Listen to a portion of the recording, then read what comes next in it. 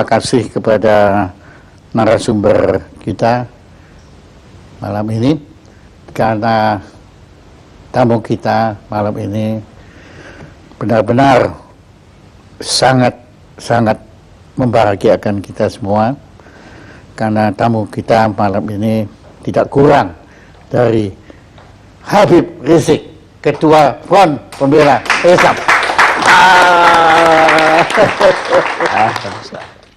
Sebelum kami mengundang Habib itu dan kami cerita kepada teman-teman kami, itu mereka semua terkagum-kagum. Dia bilang, hah, kok berani ngundang Habib Rizik? Enggak, kok berani? Enggak takut? Saya bilang, saya ngaku, sebetulnya takut juga.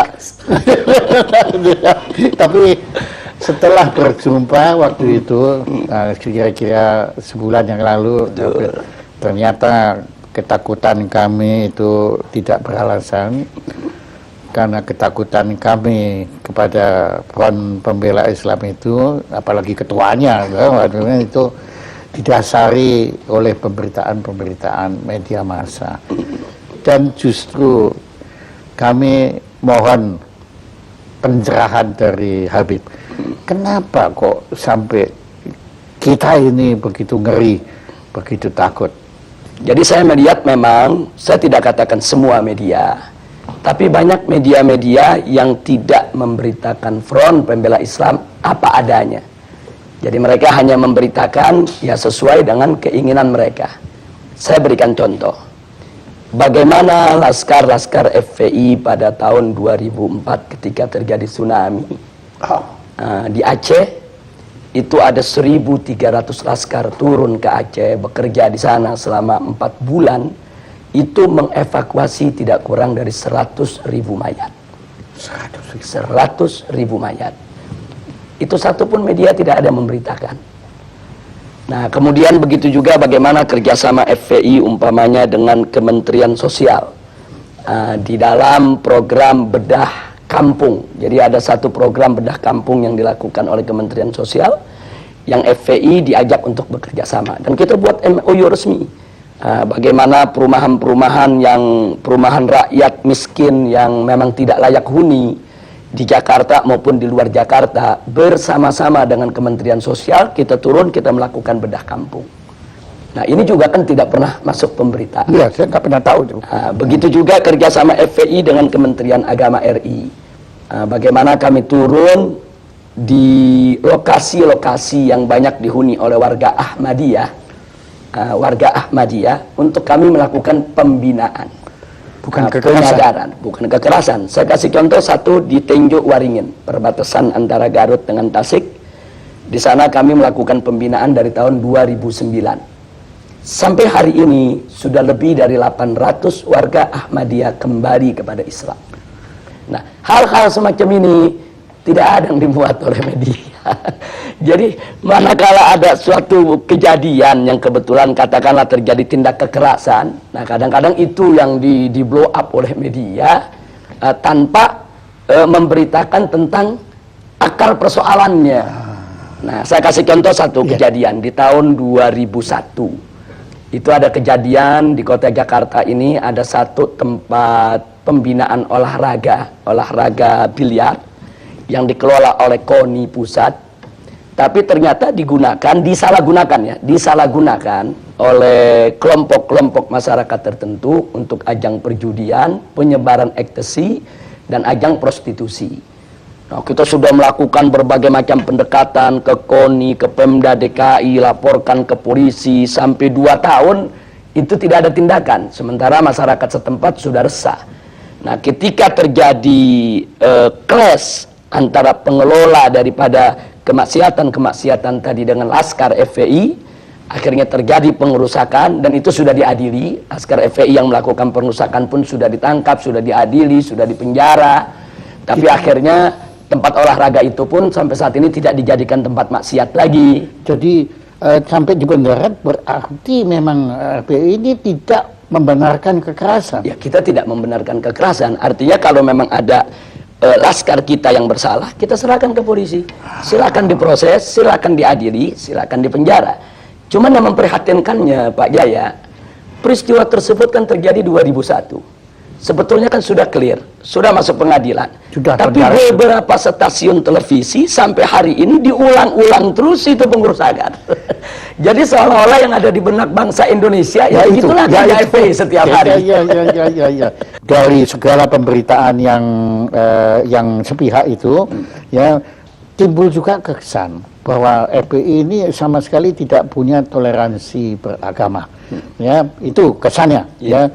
Nah, kemudian saya agak heran karena waktu saya berkunjung ke kediaman Habib, ternyata rumahnya Habib di sebelah gereja.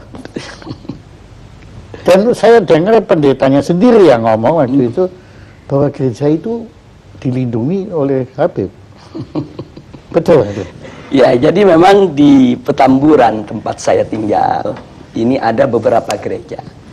Ada gereja Bethel dari kalangan Protestan, ada gereja Salvator dari kalangan Katolik, ada gereja Lemuel, ada gereja juga Immanuel, ada gereja juga HKBP.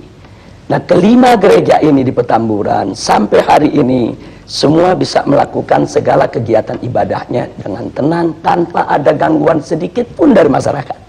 Karena memang kelima gereja ini tidak pernah buat masalah dengan masyarakat. Artinya gereja-gereja mereka dibangun pertama dengan izin. Yang kedua, kegiatan-kegiatan mereka itu murni ibadah, bukan untuk mengganggu daripada ketenangan masyarakat. Sehingga sudah sekian puluh tahun mereka sampai hari ini tidak pernah ada gangguan apapun. Nah, karena itu hubungan saya secara pribadi maupun FPI yang memang markasnya ada di Petamburan dengan para pendeta tadi, hubungan kita cukup baik. Mereka suka datang ke kita, kita suka dialog. Kemudian kalau mereka punya masalah juga mereka sampaikan ke kita, apa yang bisa kita bantu mereka. Bahkan kalau lagi ada datang musim banjir, nah ini kan Petamburan ini kan rawan banjir, itu kita kerjasama. Kalau nggak salah secara pribadi, Habib kan dulu sekolahnya juga sekolah betul Katolik.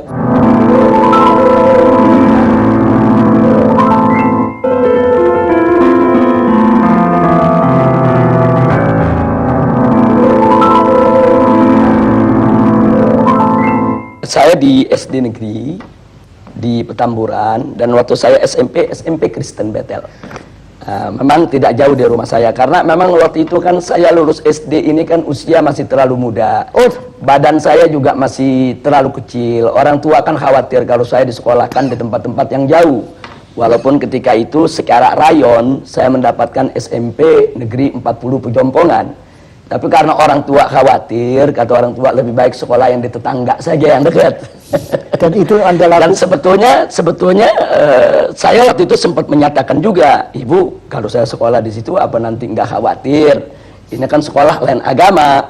Nah, saya masih ingat betul, saya punya ibu ketika itu jawab, nggak usah khawatir, kamu kan haji, ada ustadz. Setiap siang kan kita ada pengajian, sore kan juga belajar. Sama ustadz-ustadz yang lain. Jadi dengan banyaknya ikut pengajian, gak usah khawatir lah. Toh kamu belajar di situ kan belajar pengetahuan-pengetahuan umum. Iya. Saya pikir juga sekolah-sekolah Kristen yang manapun, dimanapun di Indonesia selama ini, kalau tidak ada pemaksaan kepada murid yang beragama lain untuk belajar agama yang tidak dianutnya, kan no problem. Yeah. Nah, dalam ajaran Islam pun kita punya pilar-pilar toleransi, Pak Jaya. Yang pertama adalah sebagaimana Allah firmankan dalam Al-Quranul Karim, la ikraha fiddin, tidak ada paksaan dalam agama. Artinya setiap seorang muslim itu tidak boleh melakukan pemaksaan dalam bentuk apapun kepada orang lain untuk masuk ke dalam ajaran Islam. Nah, jadi ini ketentuan dakwah dalam Islam. Jadi nggak boleh ada orang dipaksa masuk Islam, dipaksa menjalankan syariat Islam. Itu nggak boleh.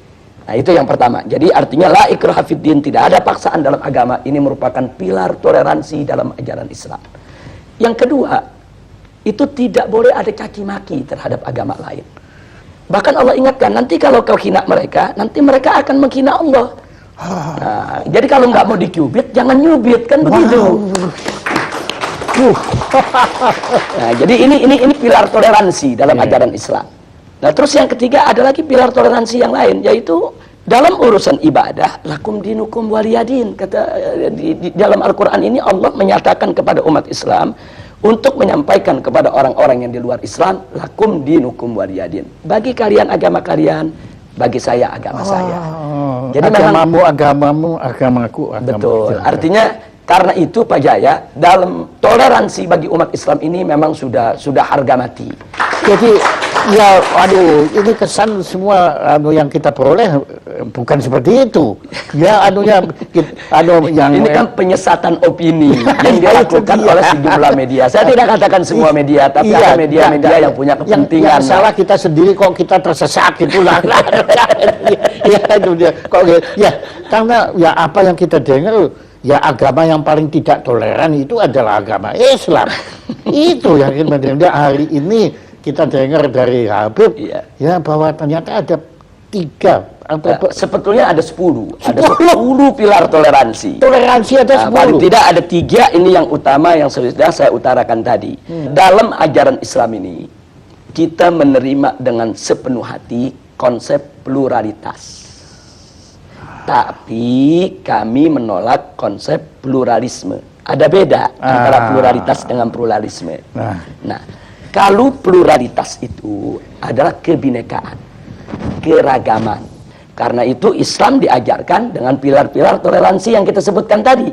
Pilar-pilar toleransi itu dalam rangka untuk kita bisa hidup dengan benar, dengan baik, dengan lurus dalam masyarakat yang plural tadi. Nah, ini kita sebut pluralitas. Nah, sedangkan pluralisme ini kan suatu isme, suatu paham yang meyakini bahwa semua agama sama, semua agama benar, semua agama pasti akan masuk surga, semua agama ini ajarannya tidak berbeda. Ini sebetulnya yang kami tolak. Nah, jadi begini, kenapa kami tolak? Bagi kami, biarkan setiap umat beragama meyakini agamanya yang paling benar. Itu hak dia. Dia bebas mengatakan agama saya yang paling benar, agama lain tidak benar. Tapi dia tidak boleh menghina agama lain. Seperti saya seorang muslim. Saya katakan, saya sebagai seorang muslim, saya beriman bahwa agama Islam adalah agama yang paling benar, selain Islam tidak benar. Itu keyakinan saya, dan saya punya hak untuk itu. Tapi saya tidak punya hak untuk menghina, untuk mencaci maki, untuk mencerca agama di luar Islam. Nah, begitu juga Pak Jaya sebagai seorang Kristiani punya hak untuk mengatakan, saya sebagai seorang Kristiani, saya yakin Kristen yang paling benar, selain Kristen tidak benar. Itu hak Pak Jaya. Saya tidak boleh intervensi mengatakan Pak Jaya mesti ngaku Islam benar juga dong. Nggak boleh. Sebagaimana saya juga nggak boleh diintervensi, Habib harus mengakui agama di luar Islam itu benar. Nggak bisa, ini soal keyakinan. Tapi Pak Jaya tidak boleh menghina Islam. Saya tidak boleh menghina Kristen. Kalau menghina aja tidak boleh, apalagi mengganggu, kekerasan, apalagi kekerasan, apalagi membunuh, apalagi nggak boleh. Tapi apabila FPI ini melakukan kekerasan, itu tidak dibenarkan.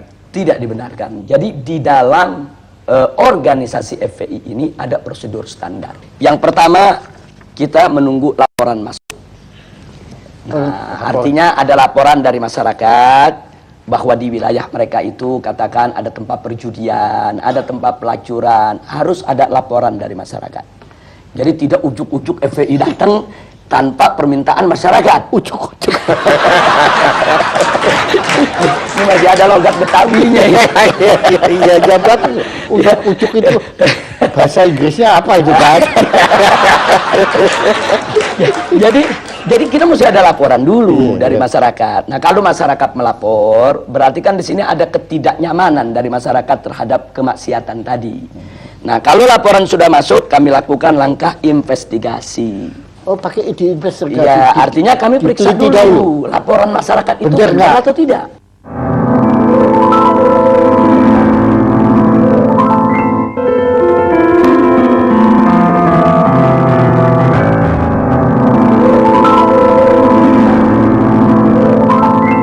Kita himpun data, apa itu dengan film, apa dengan foto, kita himpun data. Jadi betul-betul terbukti kalau di sana memang sesuai dengan laporan masyarakat tadi. Iya, jadi makin tidak ujuk-ujuk gitu. Betul.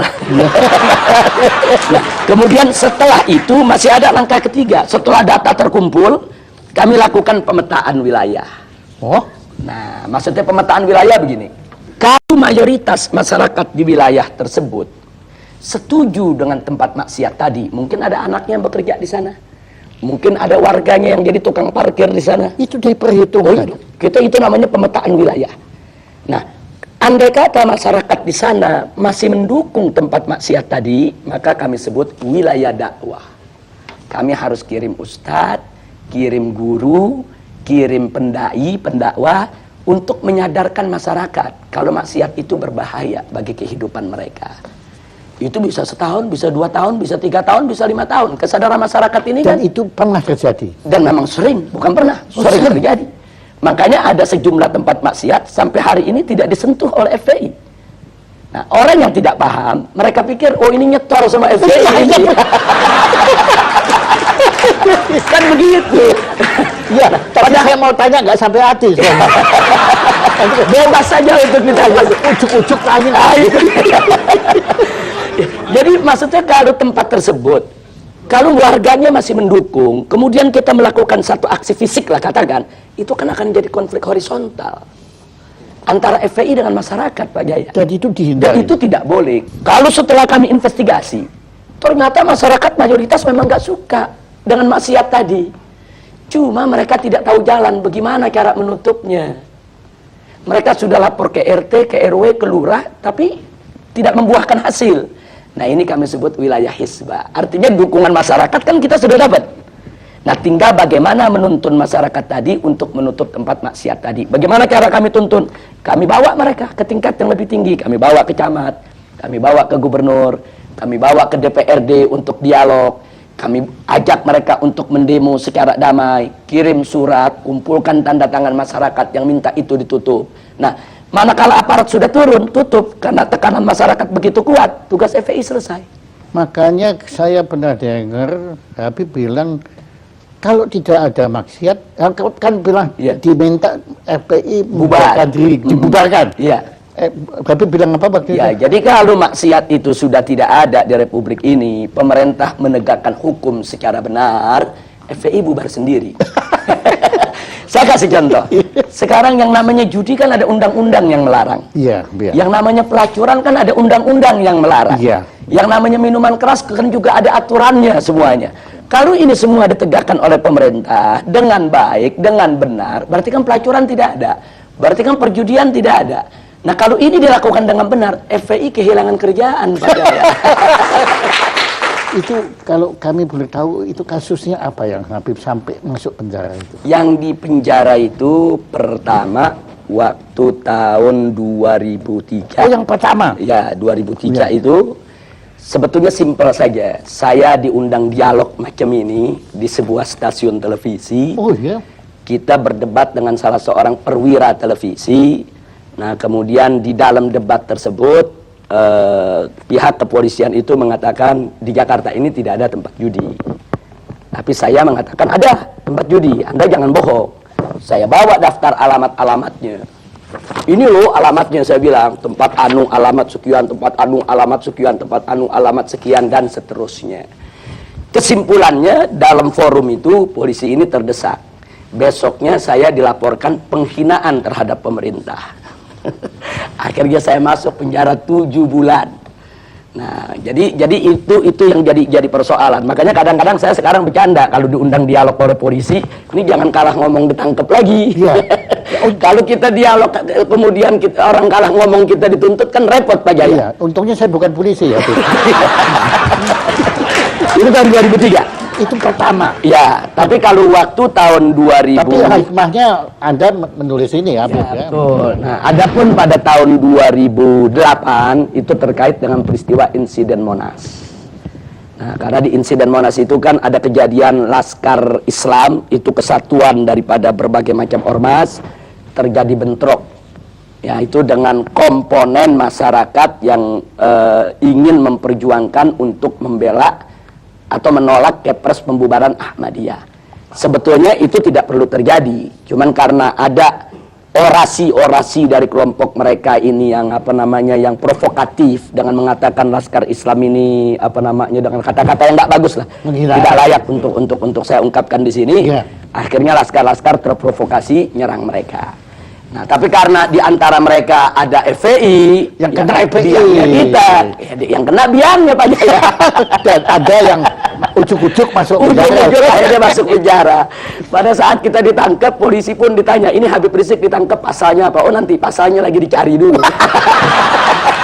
Kalau itu pejabat yang ujuk-ujuk itu. Tapi gak apa-apa, itu semua ada hikmahnya. Anda terima itu dengan Oh ya, itu resiko perjuangan, kita terima tanpa dendam, dan saya ambil hikmahnya. tanpa dendam. Tanpa dendam. Nah, alhamdulillah. Nah, Terima kasih Habib. Ya, ini suatu pencerahan, satu pelajaran, pengalaman, masukan informasi bagi kita semua untuk lebih bisa memahami makna perjuangan FPI yang Insya sebenarnya. Allah, insya Ya, Allah. dan moga-moga juga siaran talk show yang sederhana ini ya itu bisa didengar juga oleh pemirsa-pemirsa sebanyak mungkin supaya mereka pun atau kami ya saya beratasnya mereka juga bisa memahami dan kita bukan lagi takut, bukan lagi curiga, bukan lagi benci pada FPI, tapi kita mungkin bisa bersama-sama FPI untuk memerangi maksiat di insya angkara murka di negara kita tercinta ini. Dan Terima kasih. saya juga ucapkan terima kasih baik atas nama pribadi maupun atas nama FPI kepada Pak Jaya maupun forum talk show-nya ini yang luar biasa. Kita juga di luar dugaan bisa diundang, bisa diberi kesempatan bicara dengan leluasa, dengan bebas. Dan di sini juga saya ingin menyatakan sebelum kita berpisah, FPI ini kan bukan malaikat.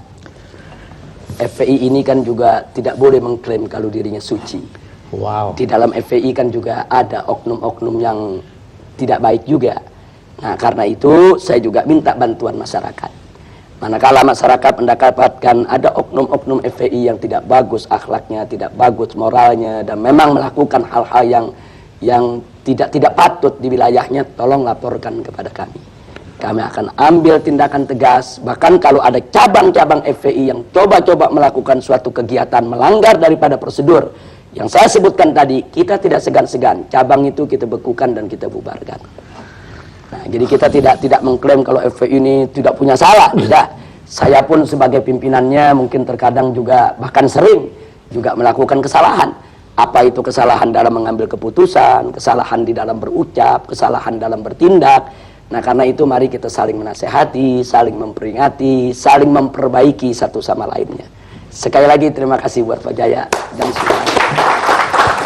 Terima kasih banyak. Alhamdulillah. Alhamdulillah.